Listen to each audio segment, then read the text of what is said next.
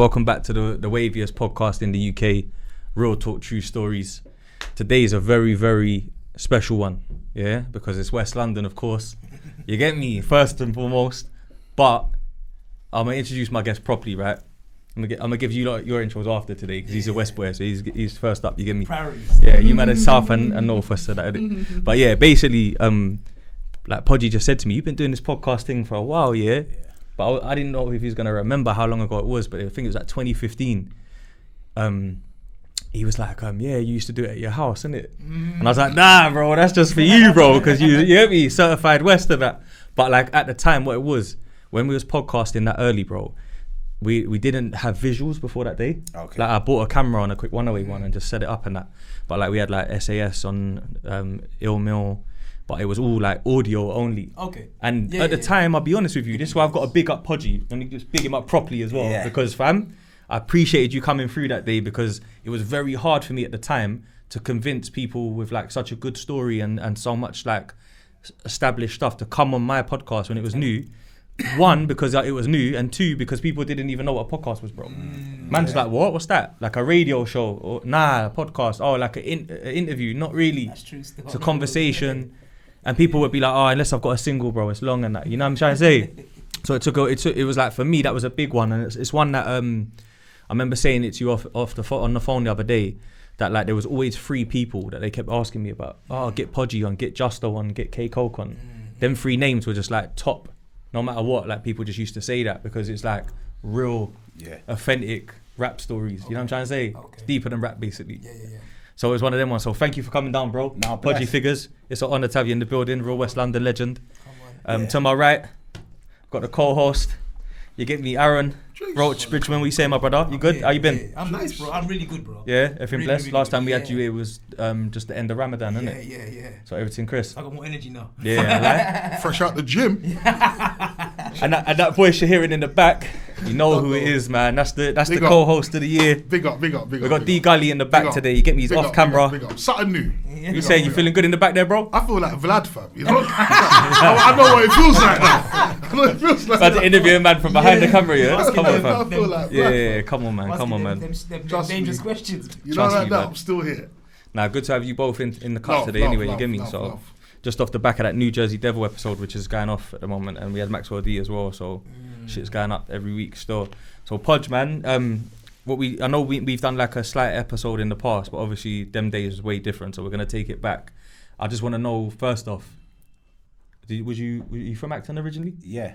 But that's a mad question, you know. Nah. But before I go on, I say thank you for everybody inviting me here and having me here anyway. But but your thing, you is from West anyway, so anybody I can see like growing or like doing a thing, if I can kind of, you know what I mean, show my face in it. Help out in that. Yeah, I would do that. So that right there is nothing. I didn't need to. Big up for that, bro. That's cool. I always noticed that about man still. Yeah, I didn't need to hear like who you interviewed or what was going on and numbers. No, man, you're a guy from the ends was doing that's a 31. So you know what it is as well, bro. I always recognize that from man because that was in my notepad to say, because I always saw you probably could have like got some big features just off of the muscle even. You know what I'm trying to say? No, but you always put on like a young Froster, a Twizzle, a Scrufizzer, on an SBT meeting. Yeah, because they're hometown. Yeah, you get that, and that's real though. A lot of people are not like that, bro. No, that's a rare cloth to be cut from. You know what I mean? Nah, I hear that, but now hometown, I have to kind of reach out. I even love what everybody's doing from hometown. Like, you have to. It's from like the Digger D's, Central C's, everybody kind of hometown. Like, West is having a moment at the moment. When you think about it, West is having a bit of a moment. Yeah, right, they got some talent, man. Even from the clothing, you think like Trapstar and stuff like that as well. So, like, yeah, man, it's a vibe.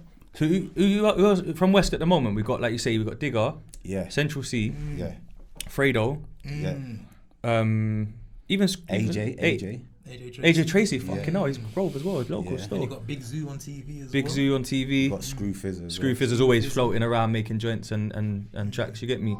Yeah. I think, bro, West, it's true, you know? It's going off still. It's going off. You're having a moment right now. Man. It's good to see though. 100%. So obviously me, I always associate you with Acton straight away off the rip. So I thought, you know what, let me actually ask if you was originally from there and born and raised there rather than coming there at a later date. So now I was born and raised in Acton. Like, Acton was an interesting kind of place. But so I was born in South Acton, and then when I got to about think 9, 10, I ended up moving to North Acton. Shit, but you came up, man. Yeah, but do you know what it was? Everybody from South Acton, from the estate, they just moved to North Acton because there was these new builds going on, and that the council was giving them out them times, and people were thinking like, there's up top. do you understand? Because the houses are new, but they're just putting everybody from the estate into the houses. Is that what happened, yeah? That's what happened. There weren't nobody different. Everybody from the estate came down, so. Raw. Yeah. That's new to me because I think like from me being young, it was always North Acton was another part of Acton with Mandem and that. But you're saying like early doors, they just moved everyone over there kind of thing. Yeah, everybody was there. Like that's what, there's 2 estates in it. So there's North Acton, there's Lemerton, and there's Friary as well. So, right, I know that part. Yeah. That's across the A40 and one's on that side. Yeah, so it was still the same thing as I said, because it's just everybody from South Acton came up there. Right, got you. Yeah, because South Acton's kind of notorious for all the wrong things. Do you know what I mean? Yeah. Like you would, if you was from, especially if you're from West or like maybe Northwest as well, you would hear of South Acton. Yeah. It had a lot of nicknames, you know what I mean? Like South Crackton. Yeah. You know, to say there's a couple, you know? Nah, for real though, it had a rep still. It had a rep. It was a lot going on. It had different time periods because, like, let's just say early 90s, that was more of the robbery area. So you had the guys doing, like, because West London's notorious for like Rolexes and stuff like that. So you had them guys doing the robbery area them times, like through the whole 90s, and then late 90s to early 2000s, that's when it was more the drug vibe. Okay, so it all started off, when we say robberies, is it like armed robberies, or is it more just all sorts of any type of robbery? Even if you go back to Acton in the 80s, it was more armed robberies like banks and stuff like that as well at the same time. But 90s was more, I feel like it was more of a Rolex time. That's mad. Taking it off, man. Yeah, man, it's crazy. Nah, you talk about emptying out shops and that more so. Nah, I'm talking about people walking and then snatching the kettles from there. That makes sense. Yeah, the kettle era. Yeah, I remember that store. That was a bit mad. Yeah. That was a bit mad. Even to wear a rollie back then, you had to be 30, innit? I had a techno, blood.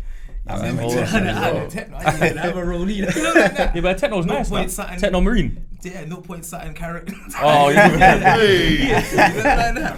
They're Aquamasters and that. Yeah, Shepherd's Bush. You get me? It's interesting as well. Sorry to interrupt. Nah, it's that's interesting cool. because I know I'm from Harsden, and as I'm hearing you talk, I'm hearing you reminisce. I'm like, I don't really know about all of this. What's really interesting to me, is that, bro, Acton is down the road, family. Yeah.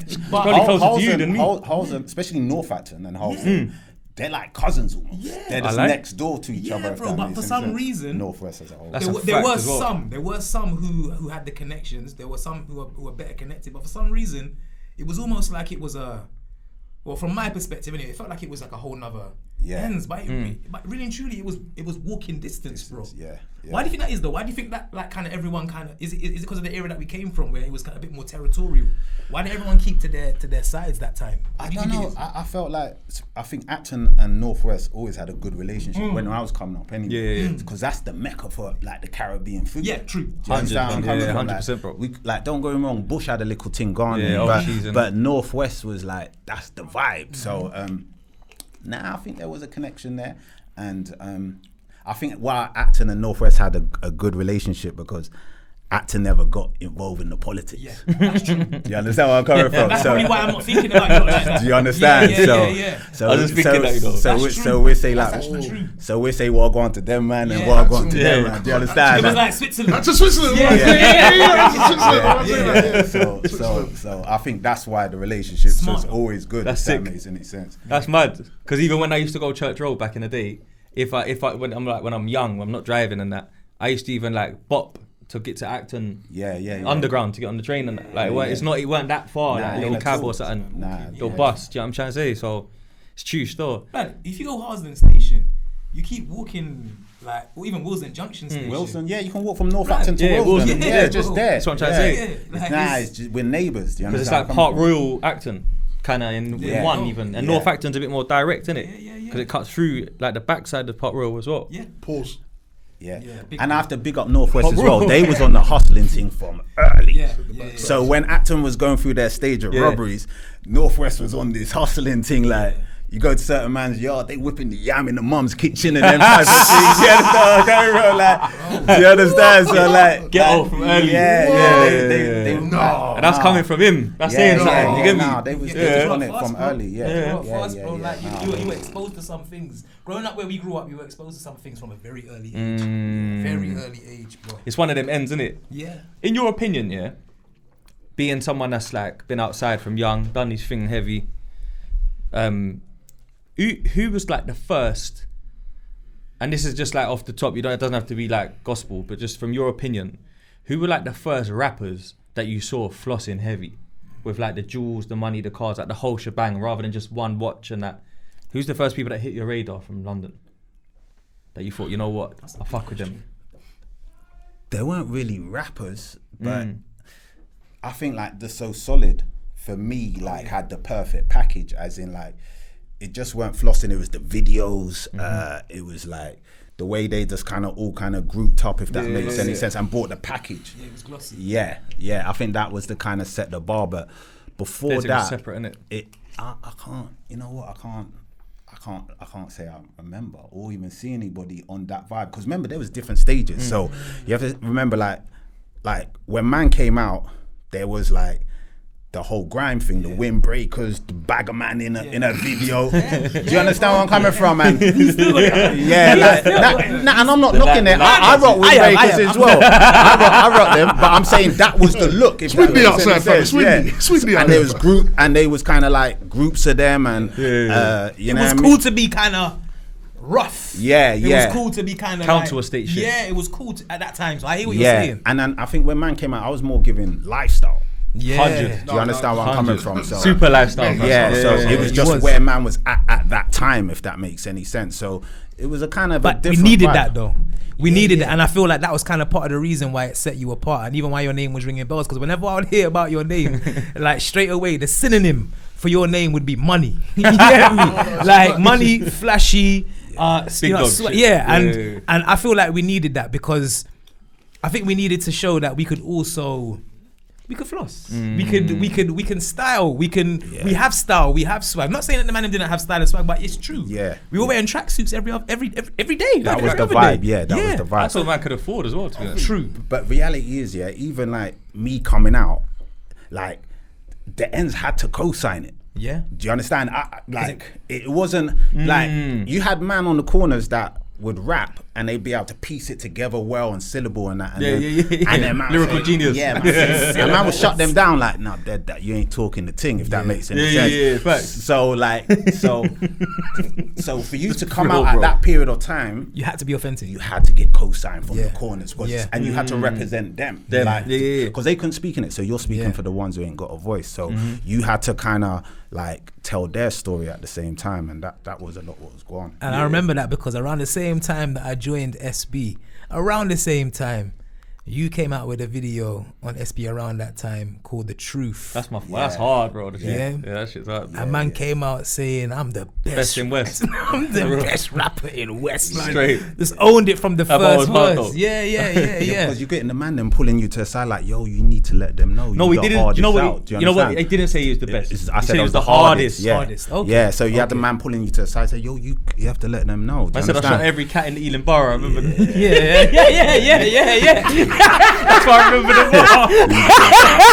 Man was that busy. was hard though. That was busy. And that's going back 13 years, bro. That's like 13 years ago. That's not even early for him though. That's what I'm trying to say. Like that was still mid-table times, isn't it? You'd been around. I've been around for a second before that. Because remember we went through the whole Channel U stage. That's what I'm trying to say, and then the Podgy FM Podgy Radio. Yeah, these radio I was going to say that to you as well, because you had that Podgy FM. Was that 91.5 or something like that? 91.5. You had that Podgy FM. That was mad how that come across as well, because like back then you used to go on like radio runs, but it was pirate stations. Yeah. So I'd hit all the circuits if it was West, South London, North, and just go everywhere.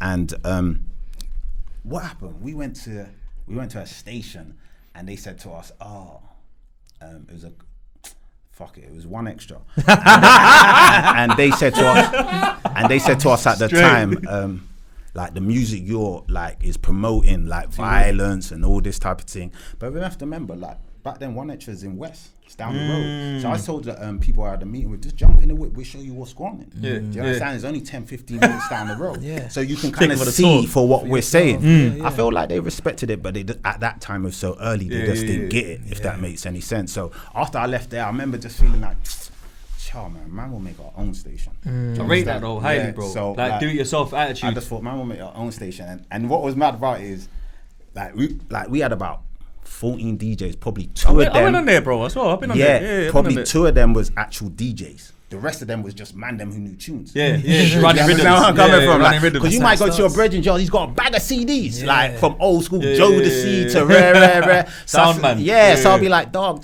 just come true. And back then, man them was like long as my face is not getting seen, because everybody's outside. So yeah, man, the man them come and they repped and they done their thing on it. I think you had your face on the poster though. I did. I got told not to as well. Yeah, but you know what? Looking back on it, that was sick marketing, bro. Yeah, because it was notorious in West. Like, yo, my man's got his own station, his face is on the thing, on the logo. You know what I mean? Yeah, because when I would ask pirate stations, like, how do you man promote? Yeah. Like, how's your thing getting out? And the man them like, then nobody never had an answer for me. And then I spoke to one pirate station. I said, yo, how come you don't put no flyers out or something like that? And they said, no, our face can't get seen, because of the DTI. And I'm like, DTI. Yeah, I said, it's DTI Jakes, and they're like, nah. I'm like, so what you man worried about? that's the way I saw it. It's like, what you man worrying about? What were they though? What were DTI? They just controlled it. Nah, they was cancelled. So this is how we got to know to DTI. We can say it now. The station. Yeah, this is the beauty of the internet. Alright, cool. So statute of limitations.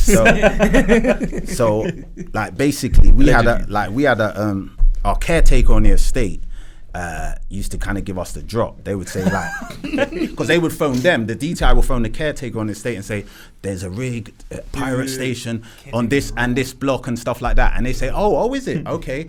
All right, I'll meet you at the block. And then they hit us like, yo, them man, they're coming out. And we're saying, yeah, for real. All right, cool. But for the first time, we're all kind of curious, like, who are these man what can kind of turn up and say the things can't run, if that makes any sense. Yeah.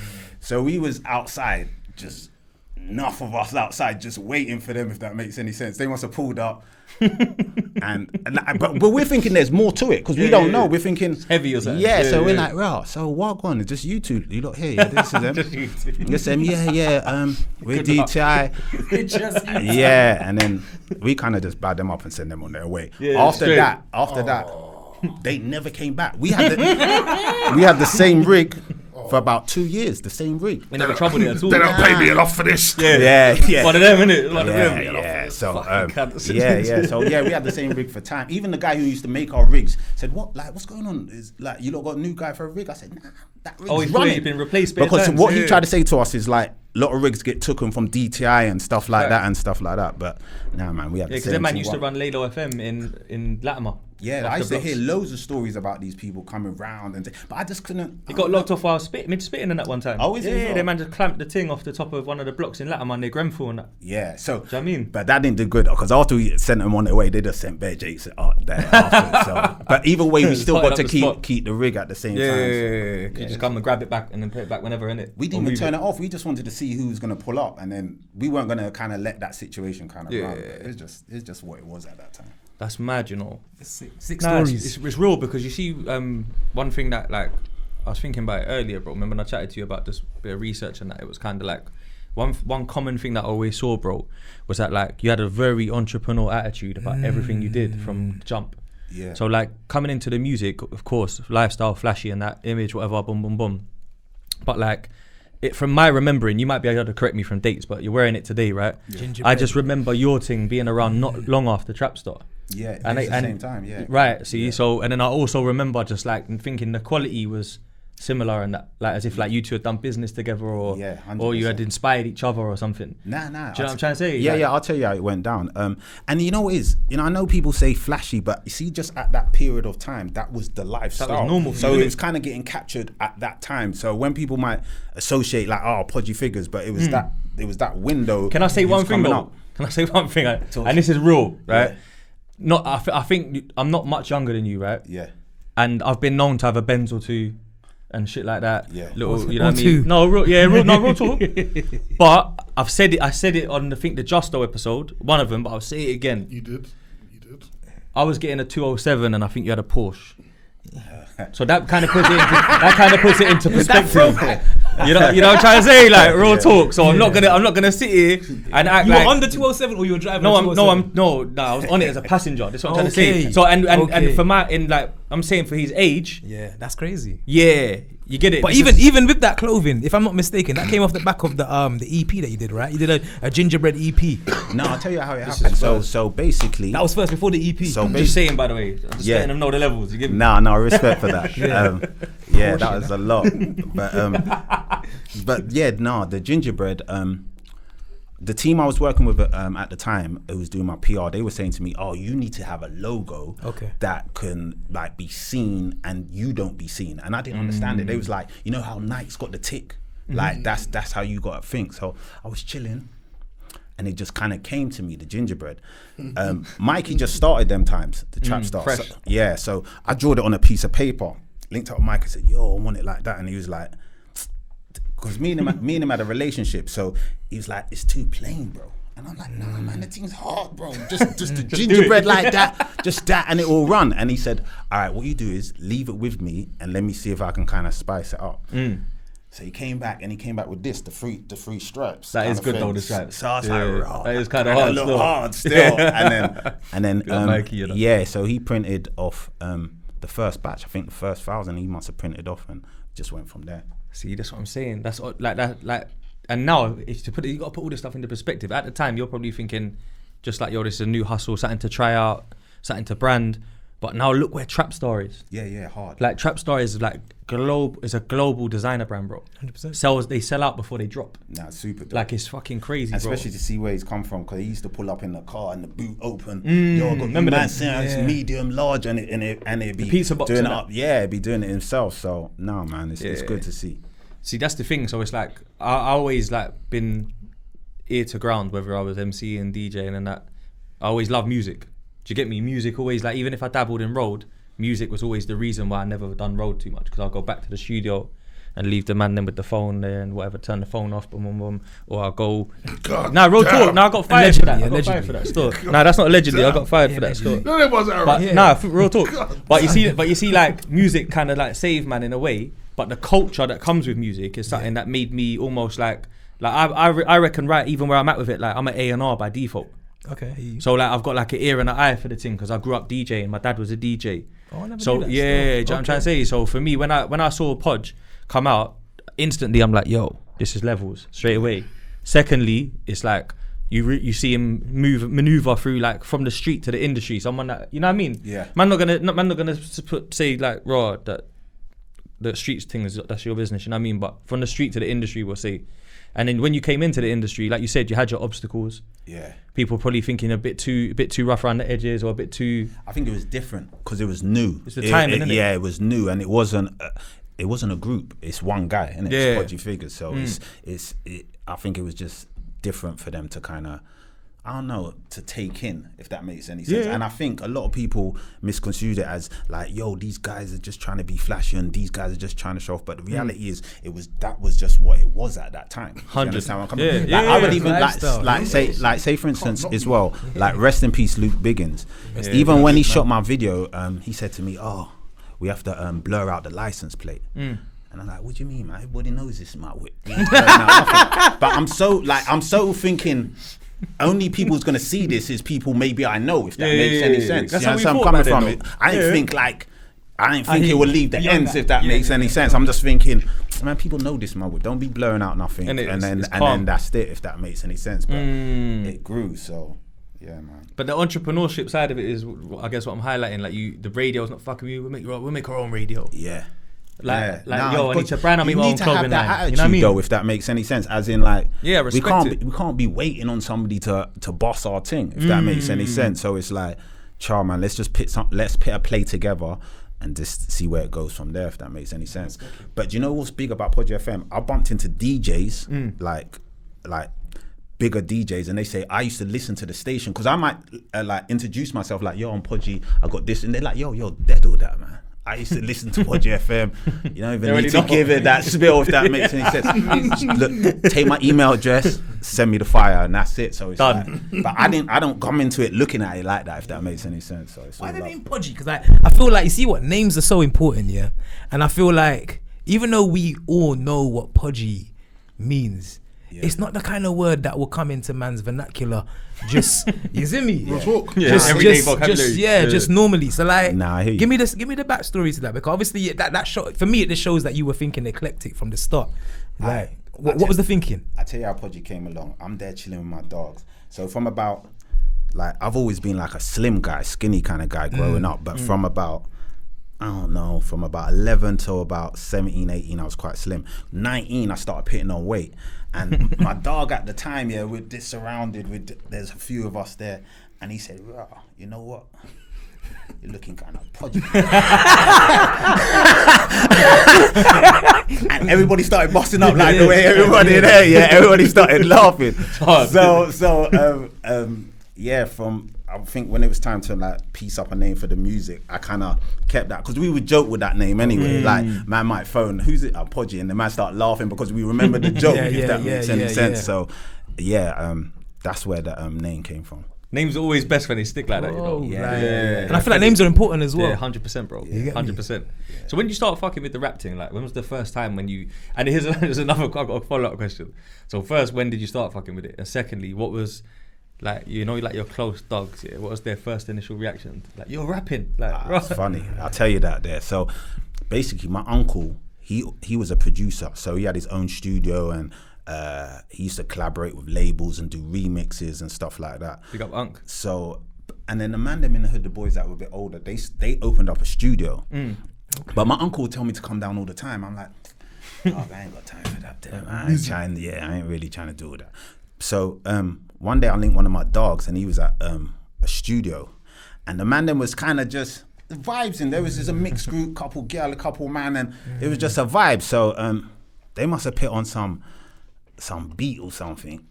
I was like, nah, I ain't entertaining this. Like, but it's like just, and I was like, nah. So anyway, a few weeks later, I came back, same kind of vibe, if that makes any sense. I said, chart, let me just see a thing. So I can't remember. There was a lot of artists on there. I didn't even know everybody on there. Just a couple people from the ends. I think it was like an 8 bars or something. Yeah, always the way in it. First one, it was nothing, 8 bars. Yeah, it weren't nothing too crazy. 8 bar rally. So anyway, I must have sprayed it. Anyway, they printed out and they must have gave it to the DJs. But the older boys came back to me and said, yo, they're asking about your thing. And I'm thinking, man, they're just guessing the thing. Ain't nobody asking about man's thing. Because man don't even remember the thing, if that makes any sense. Nah, so ain't nobody asking about man's thing. So fuck that. I just kind of kept it pushing. Then my uncle phoned me, goes, yeah, what's going on? You're rapping. I told you I got a studio. How come you don't come true? And your uncle heard about it. Because he's saying, and he's saying, what's going on? And I'm like, you're snaking his studio, bro. I'm thinking, no, it's not even that deep. Nah. Yeah. And he said, come true, just come up. So I decided, I went up there, and he was like, look, man, you got a story to tell. You should tell it. And I'm like, I don't know about that, you know. And he's like, nah, just give it a go, man. You're getting some good feedback on the thing. But this time I'm still not. How am I getting the feedback? I'm not tuned into the radio. I don't know how. I'm thinking, so anyway, this is him. Look, man, what you do is, I got some artists coming down and some singers, and he says, just vibes with them, as in like, just give them your energy and couple words and stuff like that. So they was writing, and then I just kind of throw a couple words at them, and they was kind of, I was seeing how they was just rhyming the other word but singing it and stuff like that. So I was like, oh, this thing might be able to work, you know? So next day I came, just me and him, and then he showed me like how a song format worked. So like a 16, a chorus, intro, outro. So once I learned that, I thought, all right, cool. So I ended up, what did I do? Yeah, I ended up laying it down, and then them times it was CD. So I pulled up with my dogs and I put it in. This them? Right, who's this? I said, yeah, this is my thing. and then I could see the man them like deeply listening. You know, like, you're not like just nodding their head, just deeply listening. Bar for bar. Yeah, like. And the man said, you know what? That thing's all right. So as soon as I kind of got that, like, it's all right from them, because I know they would have shut it down and they said, there's this thing. So as soon as I got the, I knew that's why I was. That's why I as asked that soon question. as I got the all right from then the ball started rolling. Yeah, that's facts though. Yeah. Because Acton was heavy. Bro, He was part of the heavy gang. yeah, You know what I mean? yeah, and they don't mix their words. Do you understand where I'm going from? So if it ain't that, it ain't that. That's And you probably won't revisit it again. Like, Yeah. do you understand? Like, Get a man- buried. Yeah, so Get buried. yeah. And I see a lot of man who was talented Yeah. just get buried and just don't revisit it again. And they was talented. Do you understand where I'm coming from? When I think bless. about it now, they was talented, but Bro, the hood is horrible. it was harsh. The hood man. could It's be harsh. horrible. That's the right word, harsh, harsh. man. The hood is harsh, man. Yeah. Nah, cause Acton, like, yo, nah, honestly, bro, a lot of people, like, you're from South, like we was joking at the start, bro. Yeah. South is its own jungle. And South people are so into their self that it's kind of like no other ends really exists. Do you know what I mean? So. But being from West, people always knew Grove and Bush mainly, right? As the places that, Grove, Bush. But Acton had this own thing going on. Yeah. And it kind of built up its own reputation that it was like a serious place, bro. Yeah. Do you know what I mean? A lot of heavy hitters, Do you know, it's heavy dogs. Acton was a kind of unique kind of place. It was an area that it's in West London, but it wasn't not everybody kind of liked, if that makes any sense. So you might have different areas like maybe Grove, Bush, Fulham, and you had man them what was rocking with the man them, like couple, but they wouldn't be shouting it out like, "Yo, these are my dogs down there." Do you understand? They would rock with man and them type of thing, but you know what I mean. But I think things changed as time, like especially as I got a bit older. I feel like the relationships were good, and 100%, and it was always evolved. love from like all the ends as well. That's why I look at West as a whole. It's just, I don't look at it as like I'm just from Acton. I look at West as a whole because like it was kind of love everywhere, if that makes any sense. And I spoke for everybody. Even when I started rapping, I would get stopped maybe like Goldborn, yo. Yeah, keep talking, OP. And I'll be like, "Right, you man hear the thing? Of course, man hear the thing." So it's like, okay, because remember we ain't got social media, so you don't know how man's hearing it or not. If that makes any sense, days, isn't it? Yeah. So you're kind of shocked when you hear a man that said he heard it. If that makes any sense. So so that was the kind of vibe. It's true stuff. Different This one time. was out there now, my GLC thing or something back then. That's like, Selling the CDs like you'd get feedback, car you directly to the customer. scouring the whole. Get me? Probably had evaluation forms, everything. I mean, he's with people in the person. No, I'm not trying to take the piss. Big up, man. That's my you guy. know that though. Unless you was doing That's like the my Bully guy. Boy thing with the mixtapes and that, you probably weren't getting that kind Nah, of. you weren't feedback. getting no So feedback. it's true still. Yeah, It's true. And it's mad because it's like, we got to big up Large as well, man. I'm gonna free Large, big up my dog Large. You get me? Definitely. Like Every time. when he started rapping. Yeah, I but he was rapping before with me. Was he? Yeah. So when I started, See, this is what I was gonna ask as well. when I started, he was there just supporting man because it's all That's a new. doggy, yeah. Because another thing as well, there ain't nobody from the ends what came out rapping. So it's not like there's a blueprint. You can look and say, "Right, Yeah, my you're right, man's you're team." right, you're right. Okay, that's how we kind of you're right. do it. If that makes any sense, there weren't nobody. So everything was just. Everyone was a garage MC first, or at least, and then tried to be a rapper after. Yeah, if but there anything. weren't no rappers. So None, yeah. so like we was just kind of trial and tribulation. So the man them was everybody was supporting like the whole ends and still support. I'll tell you a story what happened with Large as well. It's funny. 2007. Nah, it was 2008, 2009, round about that time. I must have said, I'm gonna step back from this thing. I felt like it was cool. I had like a couple years and the vibe, but I just kind of want to keep it moving. That's the honest truth. So I think I'll bump into a lot of people like on the way, like Steel Banglez and other people to say, take my number, let's link up. And I was like, I wasn't really trying to entertain it. I was in the barbershop. In Acton on the high street, active at the time. Yeah, shout out them. I'm getting my hair cut and the barber says to me, "Yo, look, your dog's getting into something." I'm like, "What do you mean?" So I come out the barber chair, him and this other dude are kind of sizing up, kind of exchanging words. So I'm like, "Yo, brother, what's going on? You know, what's going on?" And then he's like, "Rah, Podgy, you know your thing got me through my bird, you know, fam." But the other brother. The other brother. Yeah, so he's like, he's saying if I didn't have your tape, I don't know how I'd have rided it. So I never experienced something like that before. Even I was music kind of connects. shocked, if that makes any sense. So I said to the Raw, for real. He's like, "Nah, man, your thing kind of got me through." And he just loved, he kind of hugged it out and he kept it kind of pushing. But things like that kind of made me keep doing music because you don't even know who you're touching. You don't, bro. Do you understand? And if you can kind of touch one man and help him through like the hardest bit, I feel like it's blessed from there. That's what music's for. I respect that. All the clout chasing stuff is like overrated. Yeah, that's what people focus on. To me, there ain't enough paper to get that kind of vibe to help somebody go through that, if that makes any sense. So real talk, bro. Yeah, it's like you got to look at D Block as like an example of that, right? In America, D Block, like Jada, Style, Chic, right? The amount of man all the way over the sea in London that would tell you that that's the jail music to get through their sentence. Like them, you know what I mean? Like them man there, they don't even do the flossy thing too much as well. Like you'll see Chic, black t-shirt, maybe a little rope chain or something, you know what I mean? Cuban. It's real stories though. Yeah, but it touches people so far and wide and you never know who you're touching, you know what I mean? Like, no, that's true. That is especially true. when I think there's a certain type of person that when it comes from them, it resonates more because it's like, to be blunt with it, bro, there's a lot of artists that are like really talented artists, like you said earlier, good with the metaphors, good with the similes, the punchlines, good with the flow, voice might sound a bit greasy, but the guns they might rap about, probably never seen them. The food that they rapped about is probably their cousin's thing.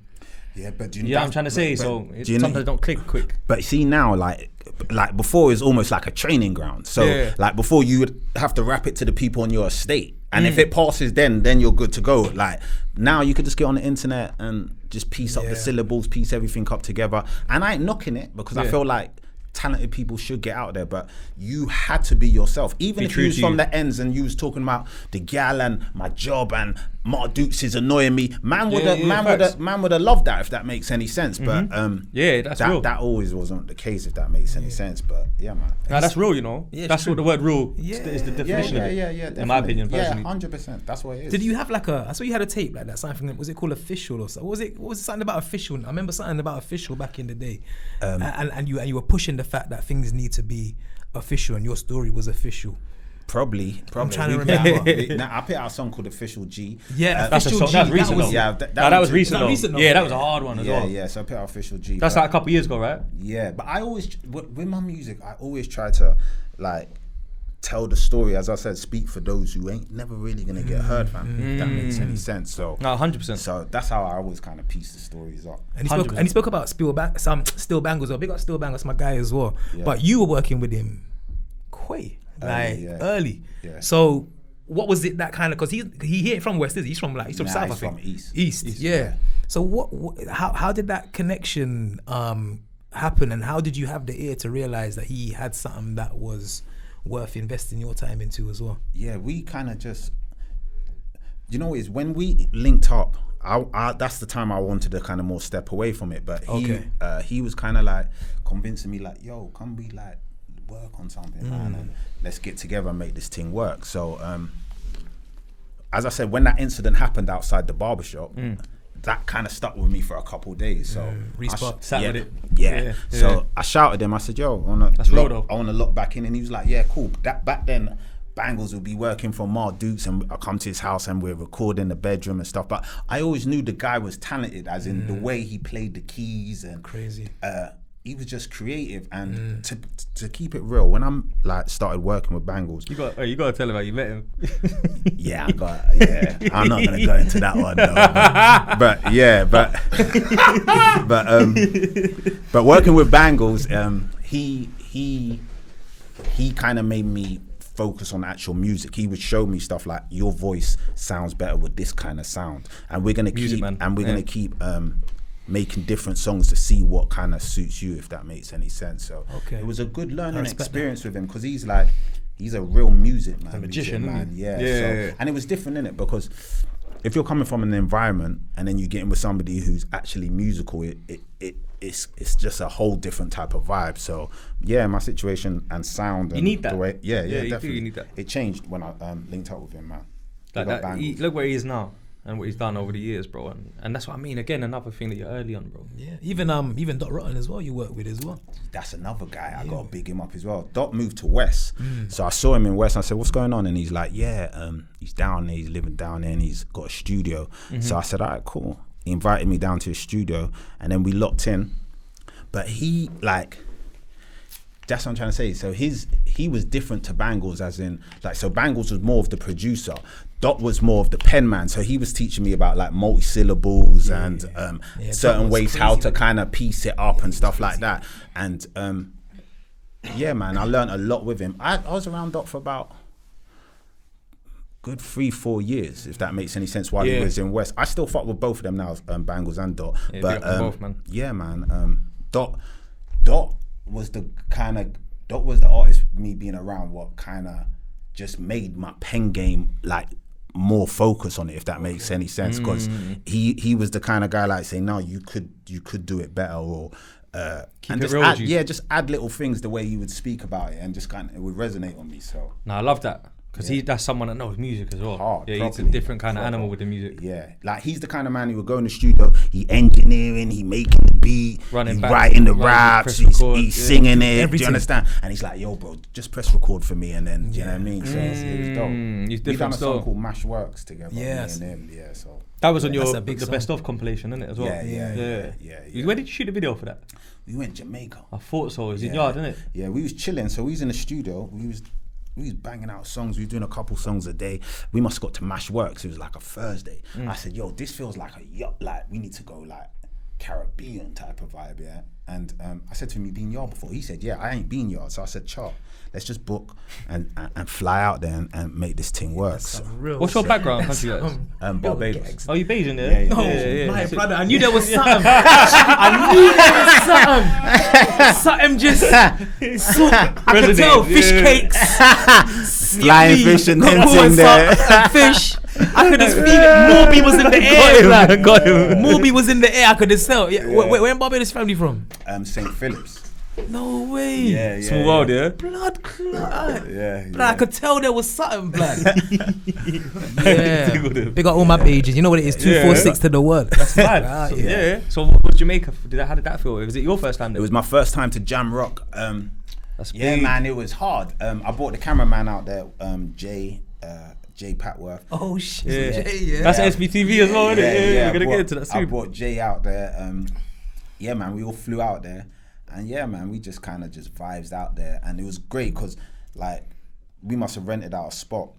And the good thing about when we was filming, at the end of the day, we can come back, edit it, and say, "Raw, we need this," or go here and go there. Another shot, yeah, man, it was cool dope. off with the Ray and Nephew and that. The Ray and Nephew, the Koke mania they are going on out there. D, calm down. Real yard, man, Yeah. D took one deep breath when he said, I'm trying to go out there soon, man. You gotta do it, bro. I'm going Barbados though in August. Come out. I know you can come. Yeah. You got the to be out means. there same time. I might even be out there same time. I'm gonna shout you. Yeah, I'm gonna shout you. Yeah, come. What was I gonna say? I think listening to your story as well, because I always talk to the young ones. Even though I'm not a musician per se. Yeah, but I always speak to the young ones and I explain to them that music really is a collaborative thing. Yeah. I think the best music and the best progression of an artist comes through the collaborating of different minds, different skill sets. And I feel like, just listen to your story, and I feel like there's two things. One, it shows that you had humility. You were humble. You were humble enough to listen to man and say, yo, okay, cool. What are you telling me? Oh, so that works better for my voice. Okay, cool. Oh, what? This is better for my. Wait, I think a lot of people were scared to say it to him before Dot, maybe. Nah, Banglez. But maybe. But tell the honest truth though, yeah. No, but it's not disrespectful it ain't. When I'm coming into the studio, I'm coming in humble, like if that makes any sense, because this is not my world. Yeah, facts. And I appreciate that's real. I appreciate somebody that can take their time out and say, yo, this is this and this is that and that, because where I'm from, nobody don't have to do anything for you. So if a man will take his time out and explain things to you, I appreciate that. It didn't matter where I was in life. I was coming in there as a student and come to like listen and learn and see what's going on, and then take it from there. Yeah, and I think the reason I say it as well is because like, a lot of time when I speak to the younger artists, it's like they're almost scared to like collaborate with a man who, where a man might add something to their pen or might give them some ideas for lyrics. They feel like it makes them less of an artist.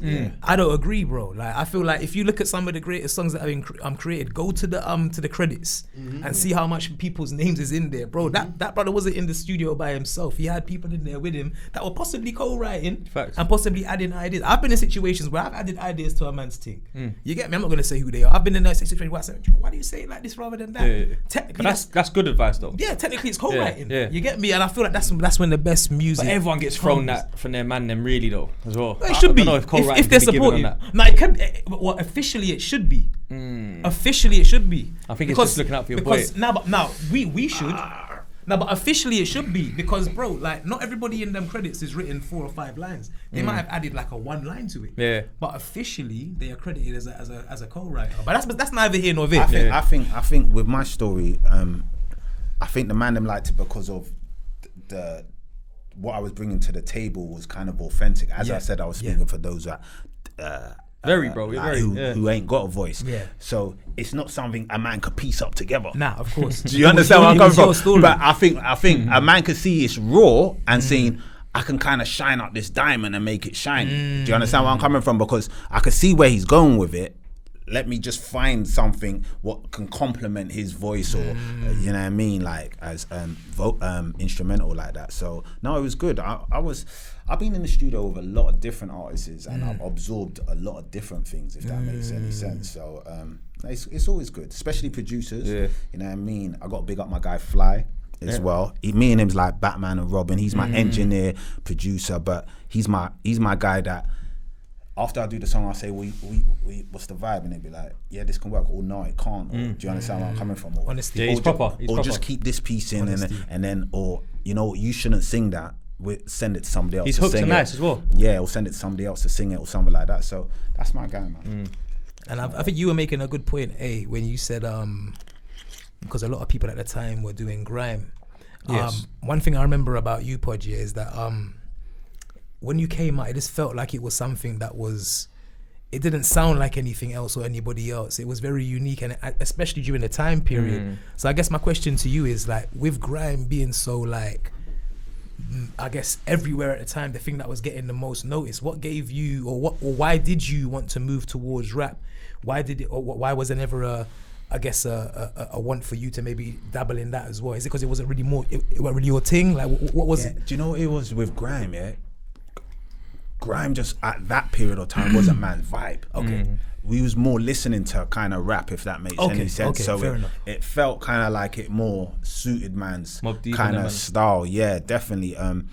And grime was kind of it was niche them times. You might hear a play like something like Pow. Like that was big. Like you go in a spot and like and they would play that super hit, innit? But you wouldn't.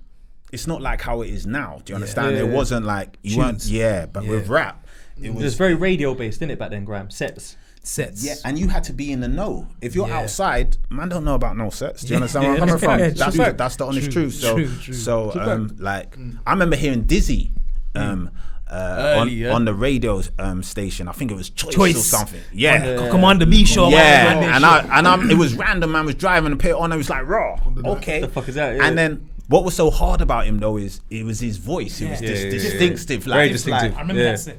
Do you understand where I'm coming from? So I think that was one of the probably only sets I heard. But otherwise, if you weren't in the know them times, you wouldn't know a set was going on. If that makes sense. No, it's mad because we're from like a similar area, and I was coming Acton to do tunes with Purple. And then we was gonna go. Then we go Dynasty. And then we go link Marcy Phonics and Hyper and that, and Hitman Tigger. Go do tunes. NJ nasty NJ Fever. Nah, for real. But then like at the same time we're doing that, you're doing rap.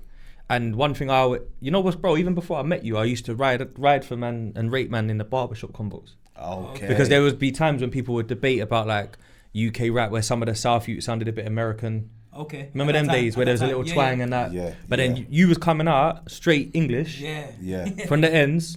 Flossing, and then they used to be like, oh, he's all right though, he's not all that, whatever. You know, everyone hates straight away because they see the Porsche and the video and that. But they're always gonna come with something to disclaim something, innit? Yeah. But one thing I clocked was like, I was so into music.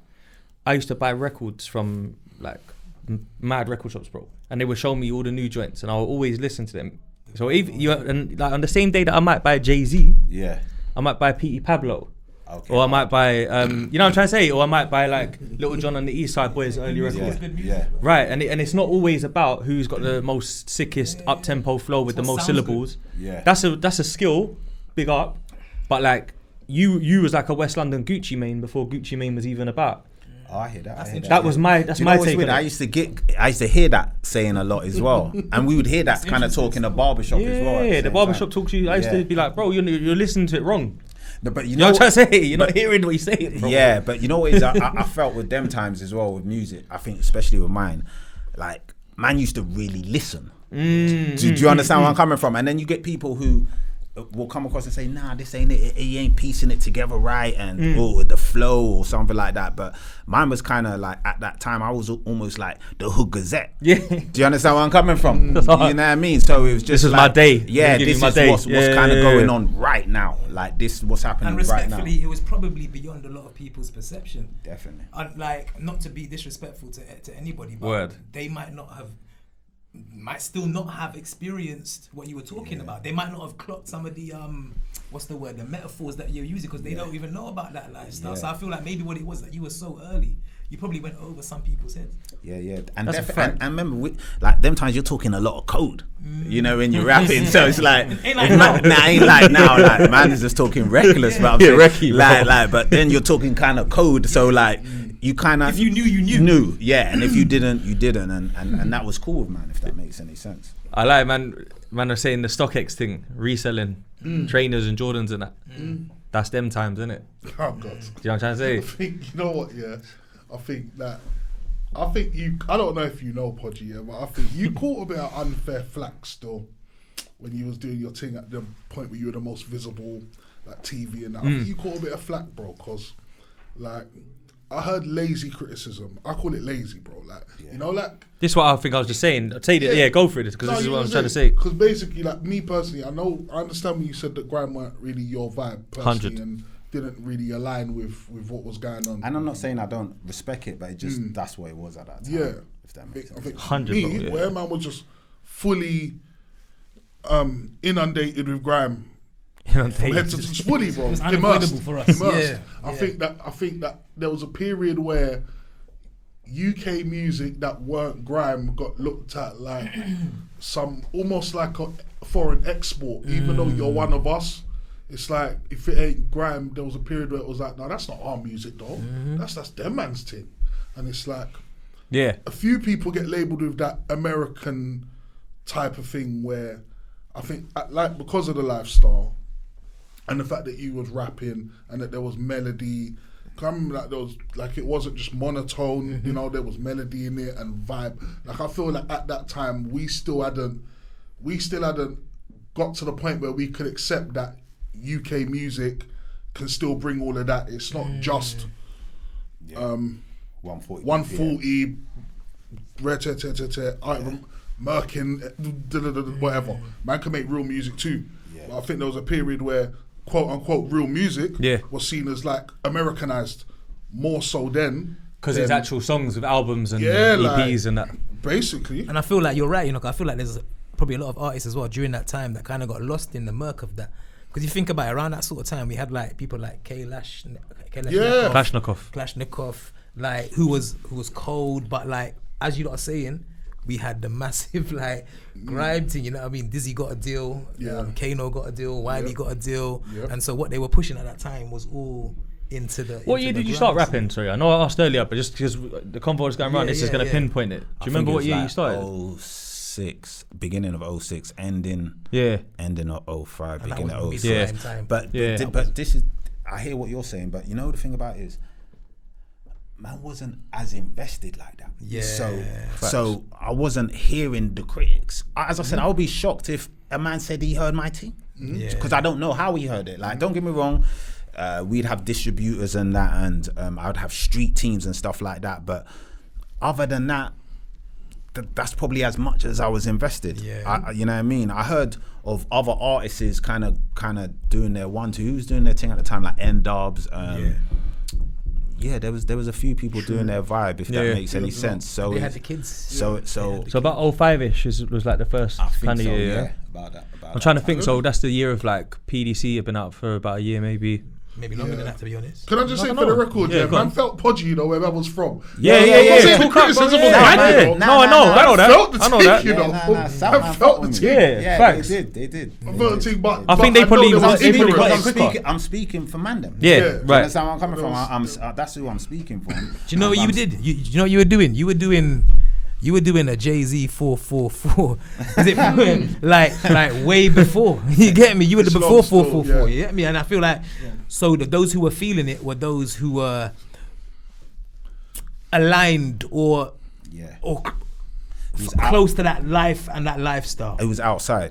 Yeah. Because it was always the man them what would stop me. Yeah, Keep doing your thing and rare. Because they're listening to you while they're Man didn't get it because man weren't getting it. You know them ones. Exactly, and not to be disrespectful, bro. But that's it will be there for you when you do get it. When you get if we were to take that 2005 start and put it like now or even within the last 5 years, it's a completely different thing. Because it was new, innit? It was not something independent like they're seen, if that makes sense. Yeah, completely different thing. No, I think that new you who's busting up the charts is kind of running off with a little Podgy still. Which one's that? Podgy style, he's still. Who's that? Now that the new, he's kind of I don't know his name. I feel like what he's doing now, I should know his name by now. But he's that new you who's kind of got that. Strands. Yeah, bro. That's for me. You know, that's a branch. I feel like he come. That's a branch from the Podgy tree. Yeah, but I feel like Podgy was hot.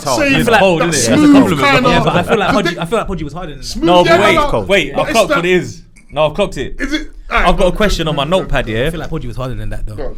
No, facts. Like he's cold. That's strange. But I mean, he was more. I like him as well. Podgy was more for me. He was more what I could. Like, not that I can't relate to the strands you, but I could relate to more to Podge. Like, in terms of what he was talking about, what he looked like, how he spoke, I was like, this reminds me of what I'm surrounded by. Facts. Whereas with the strands you, he reminds me of like maybe he's a good you in school. Not that you were a good you, you probably were a good you, right? You get me? Like, 100%. You get me? But like, he strikes me as like a guy that would have been a good you, maybe someone that I would have mentored. Something like that question. That's true. Right, so, right, you see where I'm coming with it? Okay.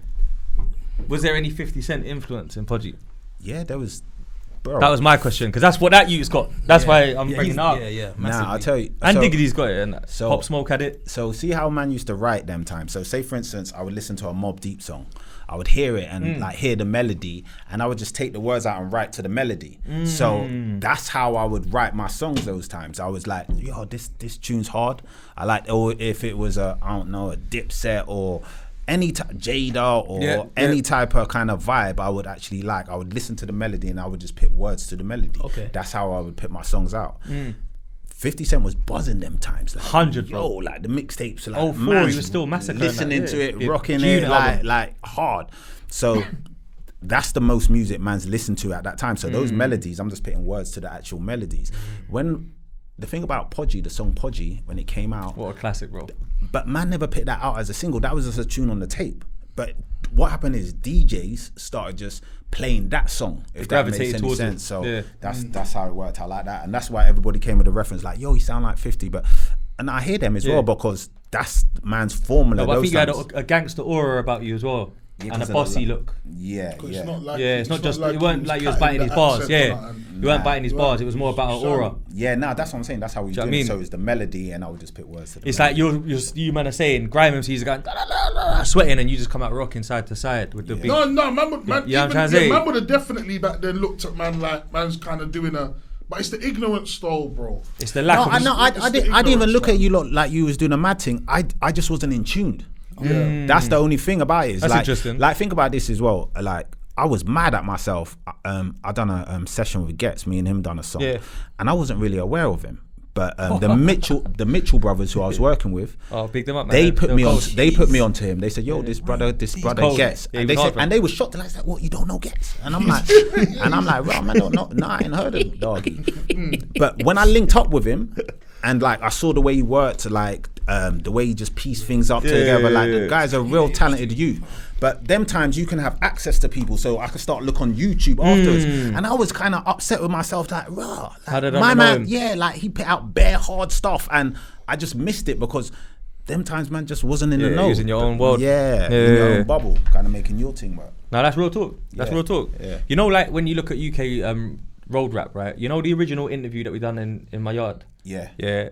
That interview actually ended up in a documentary. I don't know if you saw it. No, I didn't even know. So there's a documentary called The Origins of UK Road Rap, and it was put together with like Bobby Kasanga and that. Okay. So they had put it out in lockdown 2020. Yeah. It's got bare views, bro, and people kept sending it. Yeah, I'll send it to you. People kept Origins of what? Of UK Road Rap. So people used to send it to me and be like, "Oh, that's you," because there's like segments for each clique or person that represented ends, basically. But I'll be honest, I don't even like the road rap thing. Yeah, I was gonna say that's what I was gonna say. Like, that's not a bit of you. It's I don't know. Like as I said, it's more lifestyle. It's more. It was just more reality through the goods or the bad, if that makes any sense. It wasn't. Yeah, it wasn't like. It wasn't like man was trying to glamorize anything or make anything look cool. But that's why the ends and the borough they co-sign, man, because I wasn't going on that leaf like trying to make out like, yo, this is the right thing man's doing. And listen, this is the reality. We got dealt a bad hand of cards, and we got to deal with it. Ain't nobody coming to save man and say, yo, we gonna help you out. You just gotta make way out. Yeah, you gotta make this thing work, bro. I think the term road rap is the wrong term for your music, but because the UK ran with it, it's just like a genre name rather than it. Because you had like the PDC lot that were like more council estate rap. Yeah, you had Northstar, they were flossy. I don't know where these words come from. Yeah, it's like a because even grime, where did grime come from? Because the reason even at the time Northstar were flossy, if you think about it, they were like a rap group. Even though they had their road element to them, it was a girl and two guys making tunes with choruses, doing Channel U, right? And they had the chains and whatnot.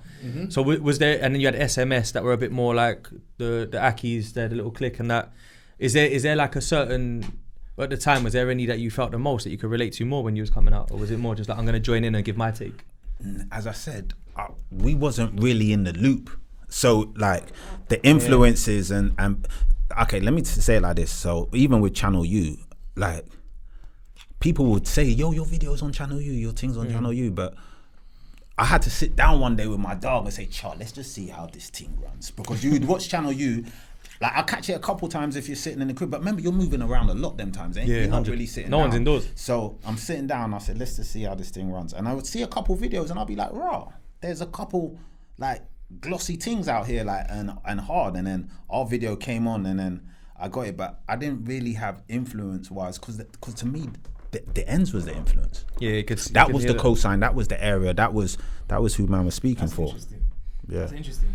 Do you know why it's interesting for me? Because I feel like, even coming from where I come from in North, I feel like it was the same sort of thing. It's like our thing really started local. Yeah. Our artists who came from where we're from, it really started local. It's like, yeah, we co-sign you, we think that person's hard. Yeah. And then we talk how we talk as well. Gives it to the rest of the world. That's how it goes. But initially, it's local. What do you lot think? Yeah. And if you lot like it, then cool, I'm with it. Yeah. Do you know what I mean? That's quite interesting for me, the way that you describe it. And I don't mean it on a funny way. There was no influence. It was just the area that was the influence. There was so much going on at the time. That was the inspiration. You didn't need to look nowhere. Because I didn't even think, I wasn't even mentioning them as inspiration. I was more mentioning it as like, like when I came into grime, I had a bunch of e-shoots to see and say, where do I fit in, kind of thing. What can I bring, or how do I angle it? Do you know what I mean? Like Wiley, I bucked Wiley at Tudor Rose. He saw me get a mad reload. Yeah. And he was like, yo, what's your name, kind of thing. Okay. And then it sparked like him like giving me like studio and hooking me up with a DJ. And then before you know it, it's like, I've got an angle. How do I do like my thing, basically? Yeah. So I was on like Risky Roads DVD. I was like, it was only us and Dynasty that were West on it. Yeah. And it was like a whole new thing. So I was thinking maybe more of a thing where you were sitting back and thought, yo, like, now we everything these lot are doing, we do this though, or we do our version, or we do it like that. So I thought maybe you just thought we can get in on this game as well. Keep it real, man was just living, bro. Yeah, he was just kind of living life, and then touch studio, and they would have a little plan, and we'd piece up the plan, and then go back to just living. That's the reality of it. It wasn't it was more, to be real, it was more of a hobby, but it was an expensive hobby, if that makes any sense. You know what I mean? That's the reality. Most expensive hobbies. Yeah, I've been there. So I think that's it's not like now, you know. Yeah, nah, it's not. So different now, fam. So yeah, that was not to like talk on man's pocket, but I think this has been on the Channel U documentary slightly. Okay. The video. With the budget, if we could talk about the budget roughly, so the kids know what you're saying right now, because they're thinking, what videos are £100, bro? 150. That's what they think. That'd have been hard back in the day. If it was 150. Like, their videos. Yeah, that's because bro, this is a big thing, you know. Yeah, videos are interesting as well. Them times, because like not everybody done a quality video, so you kind of had to source out the guy who was the guy, if that makes any sense. And then you had to speak to him like, yo, bro, can you do this? Like, is this your thing, or how are you working this? And he would have to show you his portfolio, like, yo, I done this, I done that, and then you'd be like, all right, cool. Even Luke, big up Luke, man. God bless him, as I said, bless his soul. Yeah. Luke shot our video, the first one, and the Jakes, they must have pulled up and they said to Luke, look, can we have a word with you? To Luke, you know. The white geezer. Yeah, so this is when I knew Luke was my guy. So they pulled up and said, "Yo, talk this MC. These guys said they are what they say they are. I advise you to pack up your equipment." and then Luke said, You got blackballed before gigs, bro. Luke said, no, man. I'm here to do a job. You know what I mean? They're professional. And then the switched on and said, look, if something happens, we are not helping you. Switch on. And then Luke was kind of stunned and he said, no, I'm okay. Yeah. That's when he said that. I said, yo, you're my guy, bro. Because at the end of the day, could have folded, innit? He could have, because he doesn't know man from nowhere. We've had a couple meetings with him, sit down, and then he's come to the hood to start shooting the video. So that's facts. Nah, it was good on it, man. Big up, Luke. Rest in peace. Real video legend, you know. I met him through Marcy Phonics a lot, man. Marcy used to work quite close with him as well. He's a good guy. Luke was my guy. We took him Marbella. He loving it. He was our guy, man. He done a lot of videos for us, and he taught us a lot. He taught us just a lot as well, even performance wise. Okay. So he was like before the videos when we would interview, he would say, yo, you need to be able to perform this song. People need to see you kind of performing the song. Like, you meet a cameraman now, you think he's telling you about perform the song. Like, do you understand? He just there, boom, and then 150 or something like that, and then he's gone in it. That's the vibe. He's probably billing his spliff while he's filming, not even watching the camera. So with Luke, he went step by step with man and said, yo, you should do it like this, do it like this. I know it's your first time in it and this and stuff like that. So he was good, man. Yeah, that's big. Another cameraman / director / visionary that's quite heavily affiliated with you, that's also passed away, God bless his soul, is Jamal Edwards. Yeah. Mr. SB, Smoky Bars. Yeah. That's how I remember him. Yeah. That is home team for real. Like, that's on the doorstep. That's Acton. Ends. Yeah. So Jams. Do you think you look alike a little bit? That's mad, you know, when people say that. But I just saw it. I don't know. I never saw it. You heard, because you know that it was going around on the internet a bit, innit, as well. That's why I bring it up. Yeah. I thought you were related. Yeah, no, enough I people thought say you was that. originally. But The noise as well. People say that on the internet. Nobody used to say that in the hood, if that makes any sense. But they're all scared of you, bro. But on the net, they used to say Don't that. say the Podgy. Don't say the Podgy. But Jam was... Jam good was, brother, you know. Yeah, he was a good guy. He was our young boy, so he was around us quite young. And and even Jam had bars and them type of thing there as well. He could spit, he was an early MC, bro. Yeah, SB Smoky Bars, man. And man, he was a good guy. But even with him, when he came to me and said, "Look, I'm starting up this thing.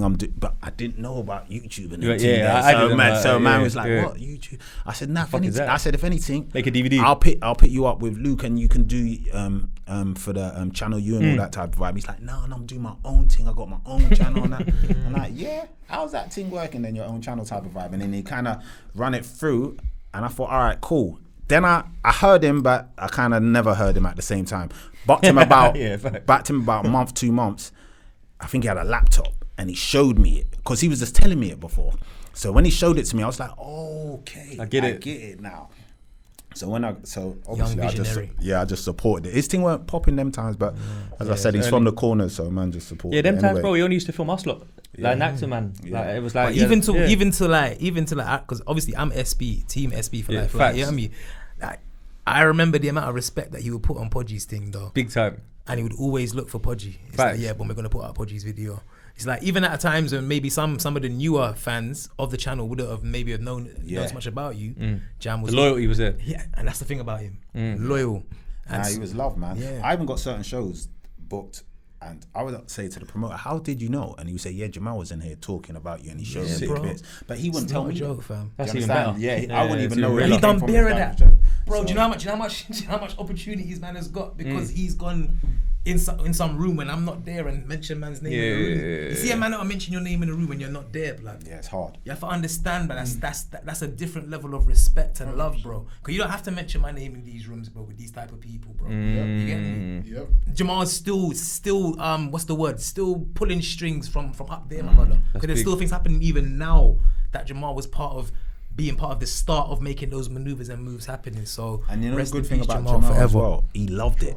It wasn't like he's sliding for a paper. Nah, bro. He loved the actual thing, if that makes sense. He's the one he that loved building it and just kind of seeing people develop and stuff like that. He was a good brother. That kid loved music. You know how I met him, bro? I used to go on Laylo Tuesday night at 6 to 8, Gully Movement set, Hot Off the Block. So it'd be like us and the Grove. Big up Hot Off the Block. Me and Dyer and that. Big up Flips. My brother Flips. Big up you know what it is? We used to do the set and there used to be a youth that used to text in all the time. Okay. Shout me out, bro. Smoky Bars, Acton, W3. That's what he used to say in that. Boom, That boom, sound boom. like Jam. Yeah. So man used to salute him every set. Never knew what he looked like. Yeah. And then one day he's like, I want to come radio. Yeah. So I said, I'm gonna call you. So I took his number off the radio phone, called him, and I'll never forget this. Yeah. This is mad, you know. One day I said to him, "Yeah, so you ready though? Like for radio and that?" Because he was like 14 or something, 13. He was young, bro. And he was like, "Fam, man, trust me, man. Rate your bars. I want to come." So I'm like, "Cool." So I said, "Meet me outside London Joggers on Goldot Road." I did that like about 5:30, and then we're gonna roll to the radio. You can come. Just make sure you got bars. There's bare man them there, hungry for the mic. He's like, "Yeah, cool." And I'd been cinema over 10 quickly, innit? So I was running late. You know the cinema, the W12 one. So like, I'm running late. But these times, yeah, you know this is not mad. Back in the day, yeah, you know, like raw man's in the back seat with the thing, trying to do a thing. Of course. So when I've turned up late, he's still there. Okay. So I'm coming now, but I'm just late. Yeah. And then I see him and I'm like, "Oh, you're still here? You're ready, bro, for real?" And he's like, "Yeah, bro, I'm waiting for time," kind of thing. And I was like, "Yeah, that's hard." And I done the fucking the fingers thing, like I just been fingering the tick, innit? So I was like, "That's why I'm late." Yo, like, but we were young, innit? I was moving wild. Some scary movie thing. I was moving wild, bro. I was like, "That's why I'm late, blood. Allow me." I was moving mad back then. And he's just like, "Oh, blood, you're nasty." Whatever. Fucking and I was like, "You got bars though?" He's like, "Yeah." I said, "Come." So we rolled, didn't it? I know it's mad, but we rolled to the radio. It's the hunger, bro. And he was a little bit shy on obviously his first time on radio, but like my man dropped a couple little 16s and that. But he was boom, cold. boom, boom. Yeah, he could spit. Yeah, And and we used then to do little freestyle sessions like we were already filming. And them times there, I didn't realize that you really could bar. Obviously, I can freestyle quite well. Quite comes, you get me? And I'm just like raw. He was almost clashing. He was always clashing, man. I'm like, Ross, I kind of had to send. But I got so many memories, bro. It's like it weren't long, but months later, I think he must have got a camera. And he's telling man about YouTube as well, same thing. And I'm like, yeah, early, bro. YouTube. All we used to use YouTube for was you get your file from like F2D, whatever they were called. You know, that they were like Luke Biggins. Oh, I remember them. Remember them? Yeah. Like, F2R. That's it. Yeah. F2R. Rashid was their intern at the time. Okay. This is how old school it was. Ice Cold Media. I remember F2R. So I'm picking up my file. It's my first video. I've paid like $3,000 for this video, and it's proper poor, bro. If you look at it now, okay. Like your thing was $3,000. We didn't have that. You know what I mean? We didn't have. But that's still. But think about it though. Like it was, you still had to kind of and use an independent. Yeah, I was on my own. I was on my own, bro. I was Artists, shotting bare mixtapes and that, just trying to do little thing. But obviously we get this video, and then Jamal's telling me like, "Yeah, bro, you need to put it on YouTube." Yeah. And I was like, "Yeah, now we're gonna put it on MySpace." And he's like, "Yeah, but you go on YouTube." But he's like, "You go on YouTube from MySpace, and then you use the code to put it on your MySpace." Yeah. Okay. And then he's like, "In the future, YouTube's gonna be where they watch it anyway." That's what he said to me. Okay. And I'm like, "Raw." Like when you look at that now, he's a visionary, bro. Man, get lost on YouTube now. Just sit and watch video documentary. When SBTV started, if I'm not mistaken, I think YouTube had been around for like about a year, innit? Less than that, I think. You get me? You need to understand, bro. Yeah, they knew him, innit? Because he was such a early uploader. I went to studio with Black the Ripper and I made my guy film something, and I just got this tape, and I go to Jamal's house in North Acton, knock his door, his mum answers, and that Brenda and that big up, and I'm like, "Yo, is Jamal in? Yeah, he goes there, cool." I say, "Bro, this the tape with me and him freestyling it. I don't know what to do with it, you do." You know them ones. And then it dropped on SBTV at like 7 p.m. and it was going off on MySpace, bro. You know what I'm saying? Because my guy just knew what to do, bro. Like he'd just chop it, boom. You know what I'm trying to say? I didn't even have a MySpace, none of that. I was so anti all of them things there. I actually had a MySpace. Yeah, you had a sick one. You had a sick one still. But you know what is, one girl at the radio station, she said to me, "You need a MySpace." And I was like, "Bro, what's a MySpace?" And she was saying this thing online, and I was like, and then she said, "I'm going to set it up. I just need some pictures and something like that as well." So she kind of just set it up. Sick. I remember she gave me, man, the pin. I looked at it, but as I said, I didn't really get it them times. I remember, you have to remember, like online thing was kind of like a neekish kind of thing. Do you understand? Not on a funny thing, but it was like you had to kind of know your way about it. It wasn't like now you just whip out your phone and Google and pattern the thing. It wasn't different now, isn't it? Yeah. So like them times it was like, and I probably had a laptop them times, but I didn't use it. It was just more there for show, if that makes any sense. Yeah, do you understand? Remember the internet before they let the roads in? Yeah. Remember Facebook? Yeah. Remember Facebook? I miss when man from the roads thought it was too cool for the internet. I miss them days still. I don't think it was too cool. I just don't think we knew. I think we was just ready yet. Yeah, we was in our own bubble. Yeah, we was in our own bubble, man. Being, you know what? I'm gonna take it back to the good old days. Yeah, you know, like let's just say outside or call it outside, innit? Because you know, everything's alleged and that. Being from West, nah, for real. Being from face, bro. No, being from West, yeah. West London, right? God's worst barrister, bro. No, I feel like West London, yeah. He's sweating in it. It's hot in here, by the way. Nah, it's hot in here. It's hot in here. Come like No, disclaimer. Come like Zach. And I start sweating like, hold So on, allegedly. Nah, because bro, let's keep it real. Man's a legend in West, and I'm from West, bro. So you gotta remember that, like. Yeah, you gotta respect it. Yeah, you know what I'm trying to say. Like me, you know, I'm loyal to West by default. If someone's from West, Differently. it's different, bro. You get me? I wish He's repped West all his life, blood. my whole life, blood. 100%. So my thing is kind of like, and it's hard repping West. Let's be clear. You lot had it. Yeah, you lot had. you were soft.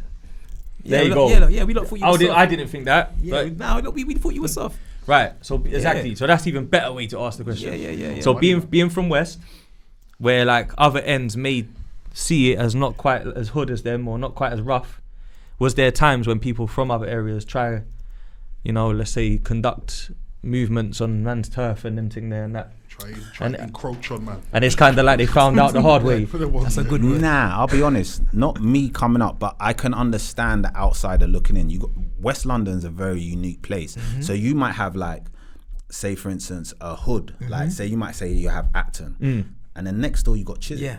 So Chiswick's nice, completely Ealing nice even. areas. And then say for instance Grove, you got Grove. Next door's Notting Hill Gate. Yeah. Facts. You might even have Fulham. Next door's Chelsea. So from outside looking in, like it looks like, it's kind of nice round here, if that makes Clean any as sense. well. And it's a whole different energy when you got the rich living next door to you, if that makes any sense. So I can see why man could be a bit confused when they like look into the scenario, but no, it was nothing never funny. It's never any. coming up. Nah. That's what I've always said about West. It's like West, you could It's literally. confusing. It's when you look at it, especially even Bosch, Kenzo, and everything. All niceness is so close, if that makes any Sometimes sense. across the road. Exactly that. Like that's what was always baffling about it. But Yeah. I think, do you know what it is? I think it kind of Facts. served some of you lot a good purpose. I feel like it made you 100%. lot Hell yeah. aspirational. 100%. Because you lot were seeing across the road what's possible. So Yeah, you're like, yeah. right, I need to actually go and get to this. Yeah. And another thing people as well, you meet, bro. you're exactly right, because we'd look at it and say, no, we have to go get it because it's only there. Yeah. Yeah, it's Do right you there. understand where I'm coming from? It's not like I gotta go far for it or to see what's Catch a kind of train going. and that, You could take a couple steps and look over. So it kind of just Real talk. So outside looking in, I can see how people can look at it and say, now West is a nice area because of there's so much nice areas in West, but they're just next door to hoods. If that makes any sense. So and think about it, West is the smallest area. Yeah. So out south, north, east, and west. True. West It's is very the small, smallest. very Yeah. small, bro. True. Very So, small. This one of them ones. I was just gonna say, I think people feel a bit more attached to the roads when they're surrounded by poverty. I think. So I think people who are surrounded by poverty but are still living a street life, I think they feel like they're a bit more true to the cause Yeah. than Yeah. man who are living a bit more lavishly compared to them. Still. But they might not be living lavishly. Nah, right? I said compared they compared to them around is the big point. Compared Yeah. to them, But or John- perception wise. But Perception. No, I hear you. But John, to keep it real, as I said, it was man just got dealt a bad hand of cards, bro. So you're just trying to make a best of bad it. situation like the best. You know what I mean? Because it's like we had an understanding from early, like ain't nobody gonna help you here. Do you understand? It don't make sense whining and talking about it. You might as well use that energy to go get it. Do you understand where I'm coming from? That's the reality of the scenario. So Big facts. it wasn't. Don't get me wrong, you can sometimes get a bit lost in the sauce when you get to a point, and I'm not saying you forget what you're doing it for, but you know, can't do it, you innit? could just kind of get a bit lost because you all your life you're in autopilot, been hard, innit, it's as been well. it's been Yeah. horrible. Do you understand where I'm coming from? So You you ain't might got get back there. you might get to a point where it's kind of nice, and you kind of want to enjoy that kind of niceness, if that makes any sense. So but as I said, some people could look at it like, oh, it's kind of flossing always. But sometimes it's, as I said, where I'm coming from is a bad situation. You're just trying to make the best of it. 100%. Real. And it's a celebration of doing better. Real. Yeah. Celebrate. And you know, it's just come to me. Not that you are similar or he's similar to you, but I feel like the only artist that I can think of that has kind of been in your vein of music, and you can tell me if you think it's right or not, is G Fresh. Do you see that? G Fresh in a sense of I don't know much about him if I'm honest. He came to my mind. Yeah, in terms of the approach to music, not the same spitting style. Right. Yeah, not the same spitting style, but in terms of his approach to, because G Fresh was talking some stuff as well. Right. But similar to I know he's a get money brother. Intelligent and coded. Yeah. You get me? Right. Okay. And you had to kind of understand what he was talking. Because even with me, when I first started listening to him, I wasn't really ready for all of that yet, because he was talking some. You get me, some next what's the word, echelon type of shit. But that's who that's the only, because I'm trying to think who is similar to Put, and it's not really anybody, but I think in terms of the style Gucci of Mane, music, bro. That's it. I'm talking about here. I'm talking about here though. Yeah. Because we all take, I take influence from America in terms of music presenter. Bro. Also, you know as well. Also, bro, because Podgy said I think he said like around 06. Kind of started rappers. So similarly to like G Fresh as well, it's like they didn't jump out at 17. Like I'm trying, like I've got £5 to my name and I'm trying to take and all I got is £10 to my life and that's all I got. G Fresh like man have come out as a man with a life and man have built up a thing first. Big and man business through. That's the thing what man have done. Like your boy said to you, you got a story. Yeah, we got a story. That's real. Everyone else was jumping out like. Yeah, Il Mill told me about G Fresh so long ago, but I'd never heard of him. Yeah. No, but I see what you're saying, because he's an artist, like he came out by himself. He had a clothing as well at the same time, and he was coming from the environment. So I can kind of see what you're saying with that vibe there. And he was man was looking. I think all I was going to say was there's a lot of people who came from obviously same type of situations, broken homes and etc. And I saw a lot of man who basically was like, you know what, I hope that music can give my life some straightening. Like that's what I'm hoping for. I'm gonna get a bit of success. It's gonna straighten man up. But then I think that's the point I'm trying to land. The point is that with you and G, it was examples of rappers who man have done a bit of straightening already. Like man are coming in this thing. Like man are not in that dilemma where it's like, patterned up already. You know that struggle where it's like, raw, I gotta do a video or pay my rent. And then man go, I'm gonna do the video because it's that struggle's romantic. I'm gonna pay the video and it will be part of my story and No, I know what you're saying, because say for instance, I would go to studios with producers and I might hear them say a comment like, yo, this thing, like, it's gotta go. It's like, this is my life. I gotta go. You know what I'm saying? And you're like, look at your face now. His face now. No, I hear them. But I'm thinking to myself, if that was that, I wouldn't be here rapping. You know what I mean? You understand where I'm coming from? Like respectfully, I just wouldn't. I wouldn't. Do you understand? I wouldn't be here if it's that. Go life or death. Do you understand? Like that's how you gotta go work right now. I'm not gonna be here if that. So I wouldn't say that to him because I don't want to kill their situation. But I just thought to myself, no. Podgy was like, I fuck with it. It's not life or death. Nah. This can work. This is a vibe. Yeah, I'm having some fun, but this ain't. If it ain't going, it ain't going. Do you understand? That's cool. There's other things that And I wasn't looking at it for it to go like that because I didn't know nobody who kind of just went with it. If that makes sense. It wasn't really. Was it? I didn't know nobody who went with it, so I was kind of just doing it as something I enjoy doing. And then I grew to start loving it. As I said, when I would meet people, and as I said, would touch me with their story if they said man's thing got them through. So that's why I enjoyed it. But I wasn't looking at it like, yo, this thing's taking man out of here, if that makes any sense. And I would feel uncomfortable when man would say that because I don't feel that way. Do you understand where I'm coming from? So I'll be like, I hear it and I'll be like. But you channeled it because I think low key you were giving us a manual. You were giving us an instruction. All right, cool. All right, look, this is what I've done. Yeah. This is my story. This is how I've got it. So look, you know. I'm not saying for you to follow what I'm doing, but this is how I have done it, and this is how I am where I am. And speaking of that, actually, to go back to you as well, you said you got a story to tell. What would you say are the 3 major moments in your story that have shaped you to be the man that you are and the artist that you are? Alright. I'm gonna start off with the man who I am. I think just from the jump, man's just loved the graft. Like peep this. So I'm 11. I'm starting high school. I used to go to Acton High.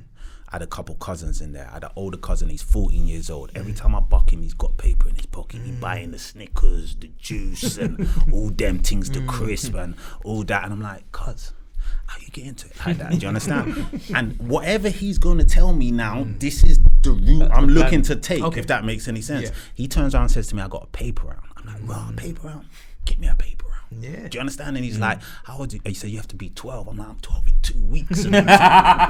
So anyway, I'm walking to school with him. I'm on him every day like, you only got a couple days left. You spoke to your guy. Do you understand? So, yeah. Spoke to your guy. And he's like, don't worry, man. We got this, man. Don't worry.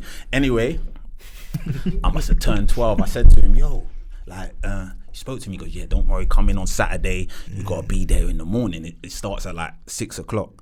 I said, all right, cool. I was there 5:30, outside the shop and them thing there, yeah. Even the man come to open it, he said, what, can I help you? I said, yeah, I'm here to try and get the gig and them type of thing there, yeah. And he was like, all right, that's good, you come. So what happens is, he must have said to me, you have to shadow this girl. Yeah. So I said to the girl, yeah, give me the bag, I'll hold the bag and them things. She's like this brother's gone doing the extra mile type of thing. So I'm holding the bag all the way through.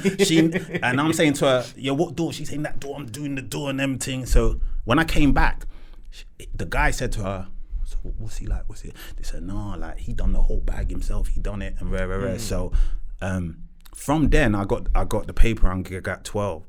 But like I done it on a road called the Horn Lane. So it's in Acton.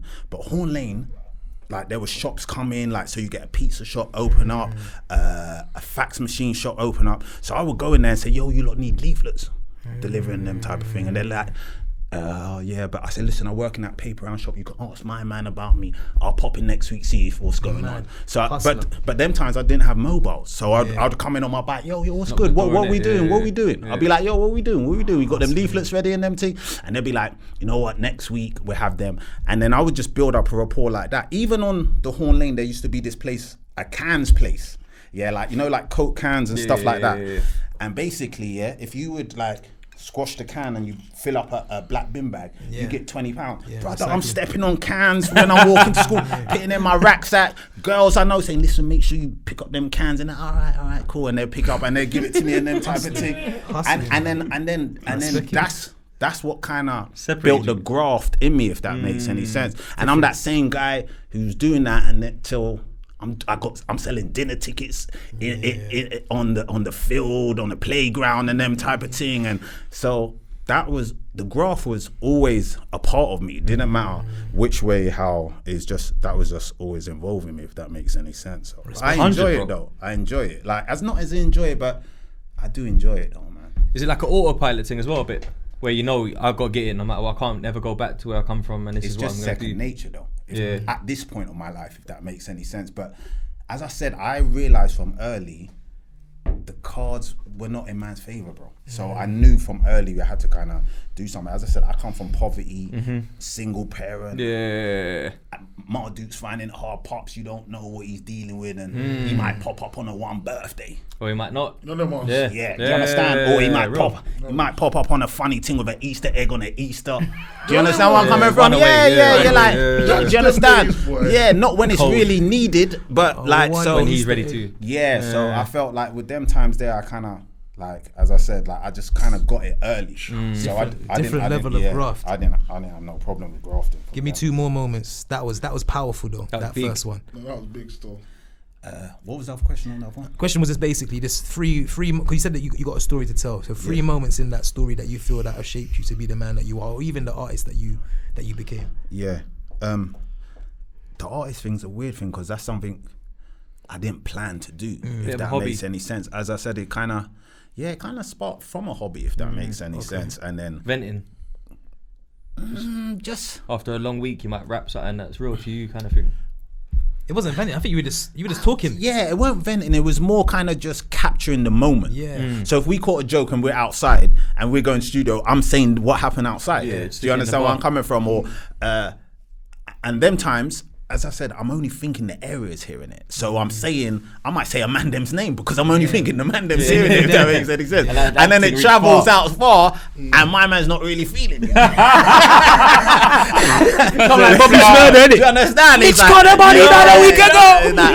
Like, man's running joke on me, and that, like, he's not really loving that. So he's not loving he's not. So You didn't sign up for that. so you start doctoring it now. Start saying, okay, Rod, this is reaching a bit further than I thought, and then you just start creating kind of like the vibe, but maybe not mentioning the man's name at the same time. So you know when you had like a few features over the years where you like, I've told you like you bust the West Utes and that bring them, not bust them, but like bring them in on a feature because they're local, support the cause.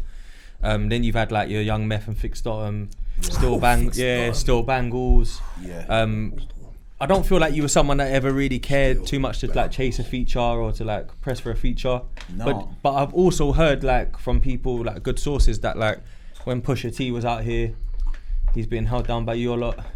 Yeah, well, shit like that. You know what I mean? Like, was there any kind of combos overseas collabs in that or? Nah, I wasn't really a big collab person. Even with the we done a song called Hustle of the Year. It was me, Youngster, and Fixed Bottom. But that was Banglez' play, because he was working with them, and he was like, yo, you should do something with these man. A song we done, I'll just take off the 2 verses and put them on, and then he reached out to them, and it was love. They done that. We came down, we shot a video. I let Jamal direct the video. Yeah, I remember. And Luke edited it, and Jamal directed it. But the feature, do you know what it is with the features is, I would prefer to kind of more build a relationship. Than I get that. Or it doesn't even so much need to sometimes be a relationship. It could be like, yo, I'm messing with you. It just works. And then your cousin's got a spitter. Like, say for instance, I done a track with Bonkers. And it was my guy, and he was like, yo, my cousin and his dogs, they spit, they're hard. And I was like, well, who are they? But he's giving me their government names, because he's not, I don't know, he's just giving me their government. I'm like, that's what he's done. I'm like, no, I don't know these brothers, man. I said, what about their rap names? And then when he said it, I was like, yeah, Bonkers is hard. And he's like, yeah, I'll pattern the thing up together. So he was cold. I didn't necessarily know him, but if I know somebody and we can kind of build a connection, I think that's the best way. Yeah, it's real. Genuine connection. But as I said, I've had some where I don't have connections. As I said, Banglez hooked me and Gets Up. Yeah, see, so I didn't even know who he was as well. No, by that time I did, but I'm saying there was a long period of time I didn't know who he was. So loads of them didn't. But somebody like Doc, for instance, we connected, and who else?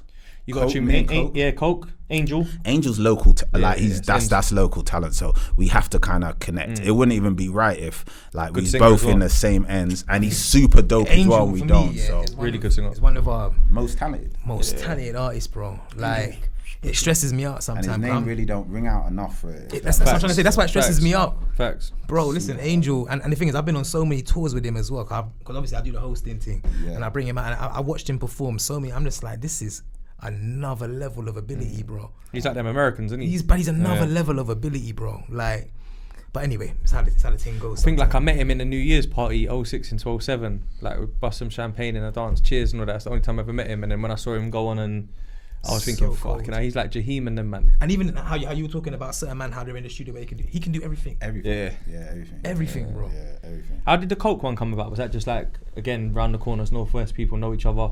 Probably the studio, innit? Was it from the same studio that you used to use? Nah, I think we bumped into each other. I think, how did me and Koke, we was in it, I think I met Koke the first time we was in the gym.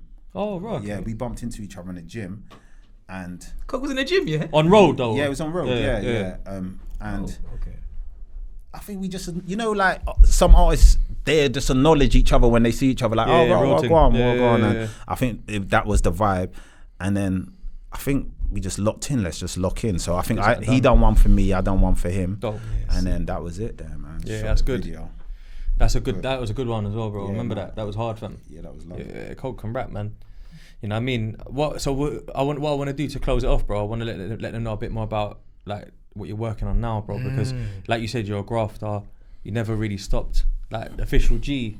I was watching that this morning. Okay. And then I ended up running it in the gym earlier because it's that kind of tune, bro. The video, that's one of your best songs in my opinion. I respect, man. You might disagree because you might be more like you've got such a big collection that meant so much to you, but like I just think you get better all the time as well. Yeah, no, because do you know what I mean? Yeah, because you're working on the craft. Yeah. So that goes under the radar, that part a lot, I think. Nah, definitely. Even that Badman tune, that's a whole different type of vibe. Yeah. That's a whole different type of vibe. Yeah. Like, I feel like that's probably stretching your artistry a little bit. And that's me working with my guy Fly, because like he's heavy in that Afrobeat kind of vibe. He is. And where I done kind of mash works, he kind of understood like the direction we was kind of going. So nah, man, I really like Badman. Do you understand? Because Badman's like it's a story, but it's a real one, if that makes any sense. As in like, you know what I mean, how it can go and how it can't go, if that makes any sense. But it's not too preachy, but it's a vibe at the same time. But they need to hear it from people like you, bro. I'll be honest, because it's all well, like you need to hear it from all types of people. They need to hear it from the football player that made it. They need to hear it from the guy that's didn't make it and might have just come on from doing a 20. They need to hear it from the guy that's been in the mix as well. You know what I mean? Like for real, bro. Like there's a lot of people that sometimes they preach and it don't really land well because it's like No, I know. Do you know what I'm trying to say? Not to disrespect their thing, but I know what you mean, because some people are doing it for the wrong reasons. Do you understand where I'm coming from? And as I said like earlier on in the conversation, a lot of the times it wasn't out of choice. It was like, okay, this is the situation. Let's man's living it. Work. Yeah. But at the moment, I'm working on. I'm putting a single out this month called "Cold Outside" as well. So that's with me and Fly as well. So yeah, man, that's dope. Shot a video for it yet? Now we're in the works of doing that now. So that'd be sick, bro. Now that's the thing. I think there's definitely like, bro, there's like, fam, you're one of those guys, bro. You look the same for like 30 years. You know what I'm trying to say? That's the Bajan blood, my guy. Bro. Like, so you could just keep the coming with Bajan them. I'm gonna look like this at 70. Yo, man could just keep coming with them. You know what I'm trying to say? I'm excited. That's the Bajan. Yeah, we don't change, man. I came out looking like this. Man's ready to hear that next project though, bro. Nah, little definitely. EP or something maybe. Yeah, nah, you know what I mean, a couple singles. I've been kind of working on something, so it's all good. Nah, it's always good to hear, bro, because like I say, I genuinely like, I've seen it from the start firsthand, like being a West Shoot, but I genuinely personally think you just get better. Yeah. And sometimes like now, like you get to that stage where there's a lot of youths, they're like 18, 16, 19, 20, they're having their fun with it and that. But there's still the man like gigs that drops and we're ready to take that in. We're ready to hear that. You got like big dogs that when they come back, like even Nines just fucked it up again. Like he just fucked. He went mad, hit the chart positions and all that with no chorus and that. So it's like them kind of things there. I think there's room for that grown man rap, bro. I got studio in my yard as well. Okay. So it's like it's like it ain't it's not like a hassle like, yo, I have to do this and that. I got it in my yard, so I just kind of I'll be walking out in my slippers and patting it up. That's the honest truth. Minty and that. Gucci flip, I got you. And bro, do more of these because you do have a very like, bro. You see when you broke even when you just broke down that flipping paper round part of your story. That's only a small element of your story. Do more of this. Let people know. But you know what? Is you man's thing's a bit more genuine, and the other thing. Sometimes they want man to talk some breeze, and it's like. Do you know what's mad? You know what's mad, bro? The fact is, bro, when he said he'd come to my house to do the podcast and that, him and Large come. That's two real youths from West that I know. If they're doing something, I'm supporting because of like I don't know them that well. We just seen, but it's because you just know on the strength. Yeah, do you know what I'm trying to say? And what happens is with a lot of podcasts, they'll come in and like they won't even check the official G and the truth and that, and they're like, oh, so what? Oh, we heard this and that, and I get it, bro. You don't want that, bro. Like that's the negative light of the world that man's coming from. Like most men that come from that light want to change. Yeah, they want to grow and evolve. Man don't glorify the grease, blood. Are you crazy? But we're definitely not trying to push it. Right. Even if you're in it, what's the point of talking about it? I got PTSD from some of the shit that I've seen and experienced, but I'm not trying to glorify that. But we do know it's a byproduct of the lifestyle. But the most important part of the lifestyle is where we've got to. So where we've come from, where we've got to. That stuff is just byproducts. It's where we've got to. And bro, you've done well, family, and you're Bajan as well. So you got my support regardless. I was gonna ask one question though, and you can shut this down if you want as well. Yeah. R.I.P. Rossi as well, by the way. Yeah. Another Acton brother, that's good people's them. He dropped a tape called Lucian, Yeah. That was the name of his project, right? Yeah.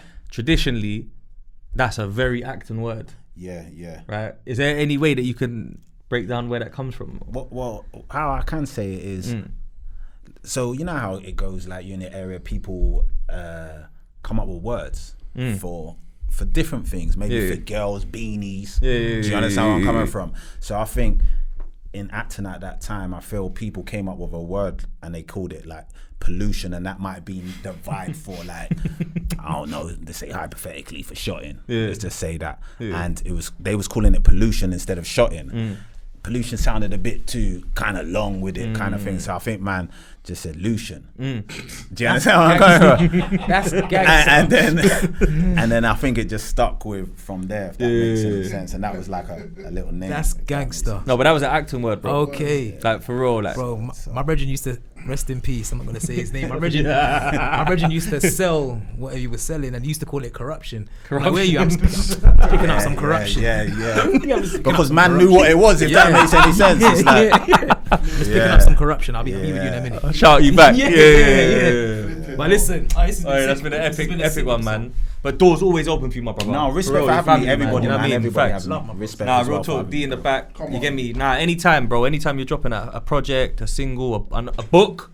Yeah, we got a book we're working on. You actually are? Yeah. Thank God. I was just going to bring that up because I wanted to talk that into existence. Yeah, nah, we're working on that. I'm going to reach out to you about that as well because I've been trying to pattern something for Big Lou. Trying to help him. And I realised that Stormzy has a publishing company. Okay. Did you know Murky that? Books. Murky Books, yeah. So I've been trying to reach out to that and some American brand. But we'll talk, bro, man, for sure. Me and this writer are sitting down. You're already patterned, innit? Yeah, we're doing it together. So it's overdue, bro. Yeah. It's overdue because, like you said, you go on. Even if you go on a podcast, you give them what you want, and then you keep that for you, because that's your story. Yeah. Which is another reason why you can't just do all the rounds. Nah. Because you gotta do your thing. Nah, I hear it. No, word. But I just feel like there's a lot that could be heard from you. No, I'm with you. From you. I'm with you. But they just it can't be a clickbait thing. Yeah, right. And it can't be trying to just throw not throw. Yeah. That's where I'm coming from. It's got to be done the right way, bro. It has to be articulated in a business way. I want to do it in a way that other people can come up and say, "Well, you know how P done it." I can kind of sit down and do the same vibe. Another blueprint. And it's not mad. Okay, if that makes any sense. It makes sense because there's man who probably do want to, but they. It's how they're doing it. Do you understand where I'm coming from? And their situation might be different now. They might be like, well, I'm not outside like that. I got kids. I'm doing this. I got my business. I don't want them to look online and see me as the mad guy. If that makes any sense. That's how they feel. Facts. So I feel like there's a way of kind of vibes in with the people. You could all have like a 14-year-old daughter, and then that's how they find out about their dad's old past. And they might not even know about Pops. That makes any sense. And Pops didn't even really want it to be like that, but he the just had to dealt, make it. Like you said, he just had to, work his way out of it. Nah, but bro, anytime. Appreciate you. The door's open, fam. Definitely. Real talk, true stories. It's been a good one. Yeah. Big up Podgy on the story. Follow him. Follow him for real though, and make sure you check out that new project that's coming out and them new singles. Yeah, bomb.